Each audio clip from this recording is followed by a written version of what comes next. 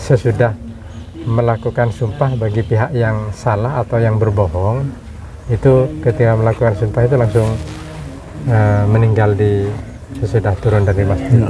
Nggak sampai pulang berarti, Pak? Tidak sampai pulang.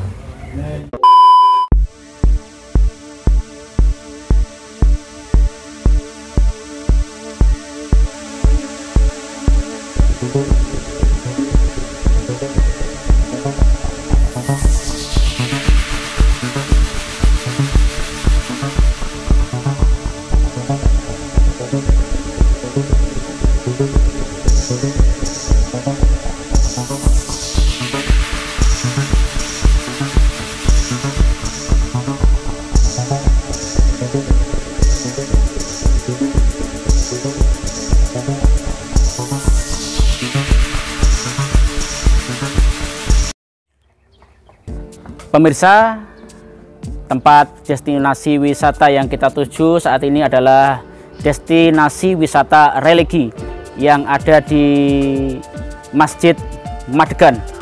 Masjid Madegan ini ada sebuah cagar budaya, yaitu makam Ratu Ibu. Mari kita simak seperti apa, nanti akan banyak dijelaskan terkait tempat ini oleh pemandu wisata dan juga mungkin juru kunci dari penjaga makam di sini. Mari kita ikuti bersama-sama. Ini pemirsa salah satu makam yang masuk cagar budaya di Kabupaten Sampang, yaitu makam Ratu Ibu. Di masjid ini juga sangat sakral karena oleh masyarakat sekitar sini digunakan untuk sumpah pocong, pemirsa. Jadi kebanyakan yang kelihatannya orang itu berdusta tapi sumpah pocong di masjid ini, sebelum keluar masjid dia akan mendapatkan bala. Itu sebuah mitologi yang dipercaya oleh masyarakat sekitar sini. Untuk lebih lanjutnya seperti apa ceritanya, kita langsung bertemu dan dipandu oleh pemandu wisata di destinasi wisata religi yang ada di Madegan, Kabupaten Sampang. Mari kita ikuti bersama-sama.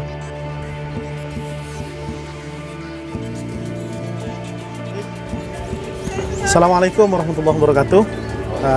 Teman-teman, selamat sore, salam sejahtera untuk kita semuanya. Sore hari ini perjalanan kita di hari pertama itu salah satunya mengunjungi salah satu cagar budaya yang ada di Kabupaten Sampang, yaitu makam Ratu Ibu.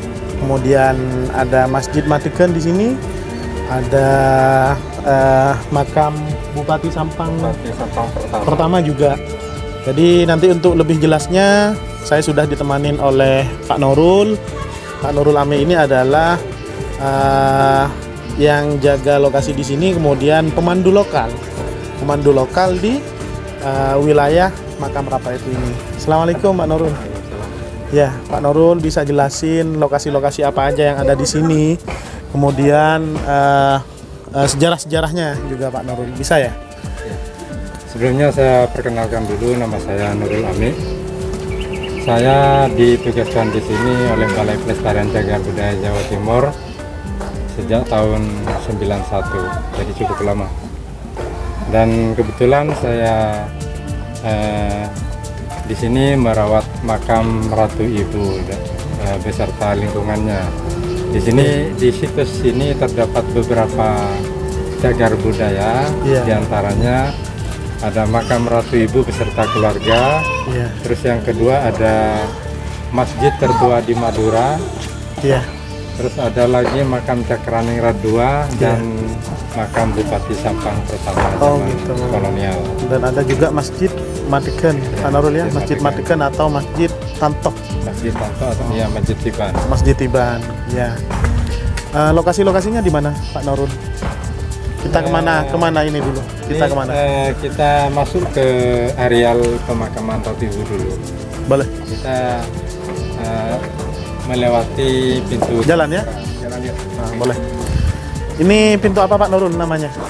Ini kalau dalam referensi Bapak Sampang, namanya pintu Gapura Panduraksa yang fungsinya untuk memasuki areal yang sangat sakral. Oh, Kebetulan gitu. Di dalam sini terdapat makam Ratu Ibu beserta keluarga. Terus di sini terdapat Candra Sangkala Iya, iya, yang iya. sekarang saya simpan di rumah. Oh, Di sini, gitu. Di sini terdapat daun pintu yang membuka ke dalam. Oh, gitu. Ada dua lembar daun pintu. Yang di sebelah kiri ini terdapat ukiran naga tertusuk panah. Oh, Jadi lambang itu menunjukkan masa berdirinya situs ini. Kalau dalam data sejarah itu berbunyi naga kapanah titis ing midi yang menandakan tahun 1624 Masehi. Jadi hingga kini situs bangunan ini usianya sekitar 398 tahun. oh gitu. Ya. Oke, kita masuk Pak Nurul ya. Tidak apa-apa, ada bacaan khusus masuk sini atau gimana Pak? Ya. Tidak ada. Bismillah. Oh, Bismillahirrahmanirrahim. Ya.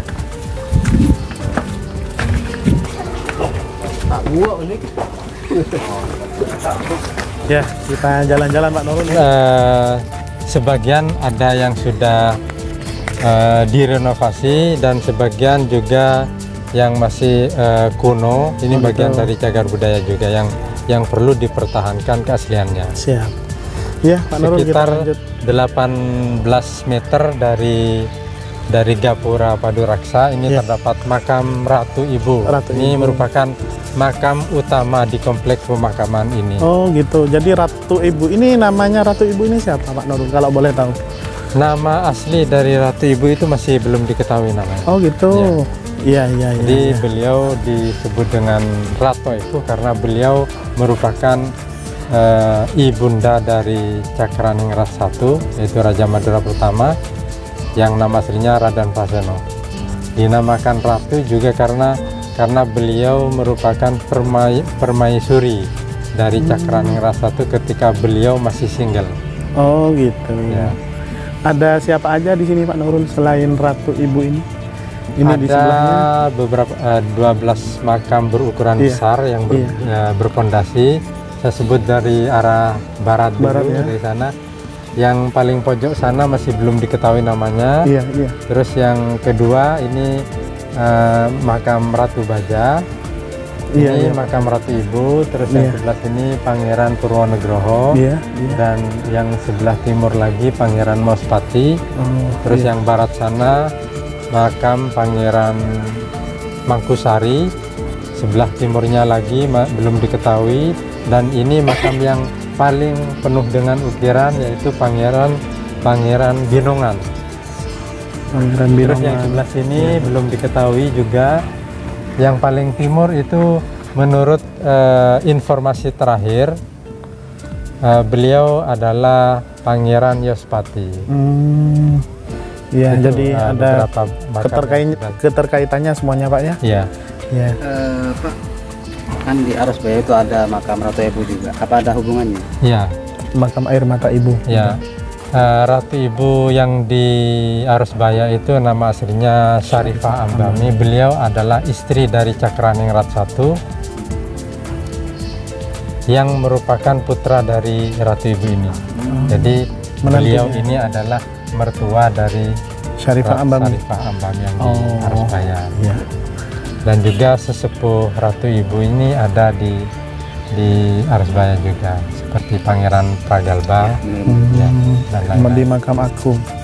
Ya Pak Nurul, setelah makam Ratu Ibu ini juga di sini kan ada Masjid Madekan Pak Nurul ya. Oh ya, Kalau saya lihat teman-teman juga mungkin sudah ngambil videonya tadi. ya.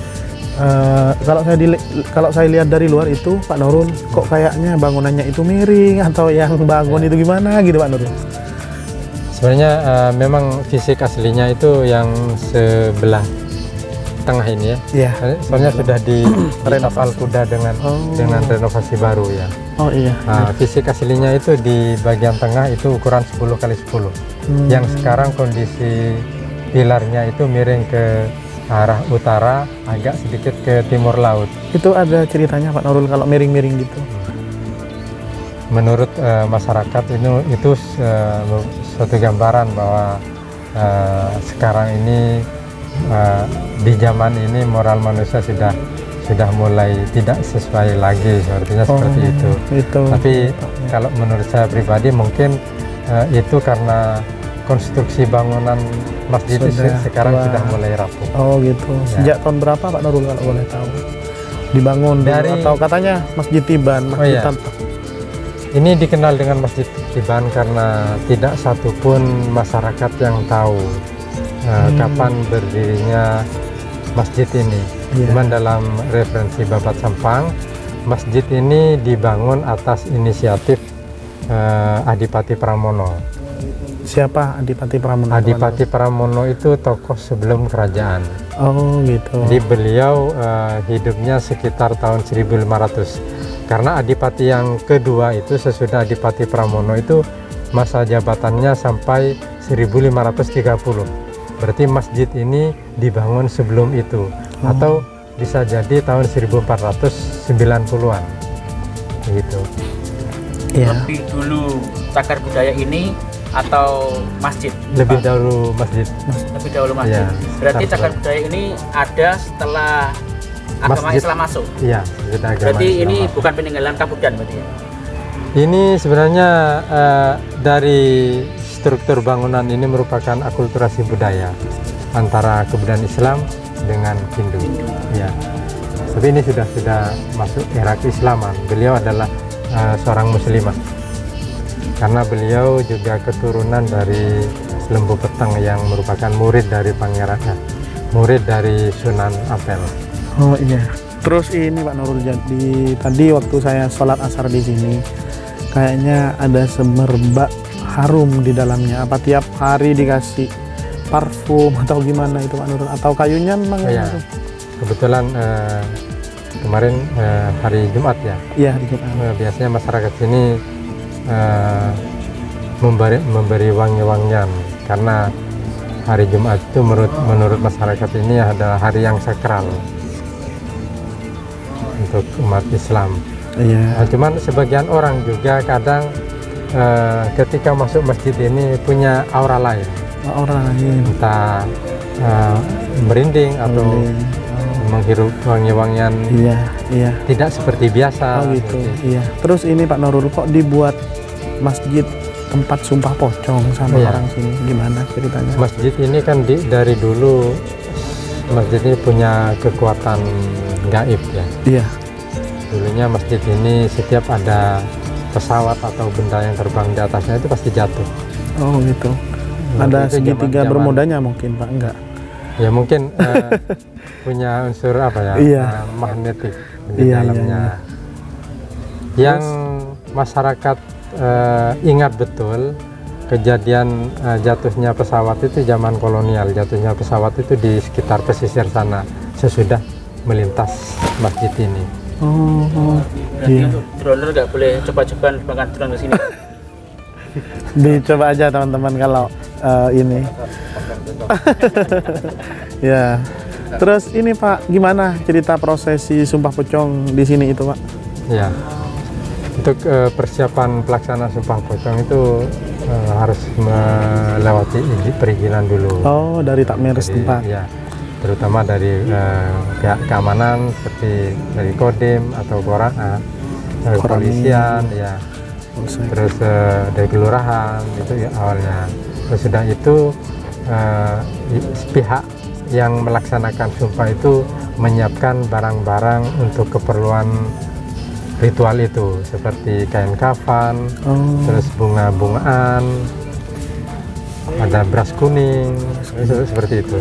Ada petugasnya nanti khusus yang menyumpah dari gitu ya Pak? Dari sendiri. Oh baik. Ada pertanyaan lagi teman-teman? Itu sumpah pocong apa sumpah beneran apa sumpah-sumpahan? Ya sumpah beneran. Ada orang bermasalah gitu ya? Ya. Biasanya permasalahan itu ada yang sering terjadi, ada 3 diantaranya pencurian, santet, ya terutama santet itu yang paling banyak. Terakhir kali itu kasus santet itu pencurian, santet, terus hamil di luar nikah. Jadi permasalahan itu memang di solusinya melakukan sumpah di sini karena sulit untuk dicarikan saksi. Oh gitu. Iya, ada lagi teman-teman silahkan. Apa sudah terbukti dari sumpah pocong? Kalau dulu memang ya, Atau Mas pernah melihat sendiri ya? Dari kalau korban? sesepuh sini sebenarnya saya kira itu sudah apa Cak Meduran lah, Asa. tidak ada di zaman itu. Oh gitu. Nah, cuman dari ceritanya dari zaman ke zaman, sesudah melakukan sumpah bagi pihak yang salah atau yang berbohong, itu ketika melakukan sumpah itu langsung meninggal di sesudah turun dari masjid. Nggak sampai pulang. Tidak sampai pulang. Itu mulai tahun berapa Pak diajarkan ditemukan sumpah pocong tersebut? Belum ada yang tahu. Belum ada yang tahu. Belum ada yang tahu. Berarti belum diketahui, mungkin pada zaman kolonial mungkin Pak? Atau Kalau perkiraan saya itu sebelum kolonial, perkiraan saya. Masih zaman kerajaan. Soalnya apa ya? Masjid ini punya kekuatan sejak dulu. Kalau akhir-akhir ini kan sudah mulai tidak terasa kekuatannya. Sebenarnya kalau menurut saya, namanya sumpah tetap ada apa efek negatif ya. Iya Pak. Cuman kalau di era sekarang itu mungkin sama Tuhan itu masih disamarkan. Iya. Upaya mencari keadilan lewat jalan spiritual. Ya. Kalau sekarang kan pengadilan. Pengadilan. Iya. Ada lagi teman-teman? Ya, mungkin kalau tidak ada lagi, matur sakalangkong. Sampai jumpa di tempat berikutnya seperti itu. Terima kasih. Sama-sama.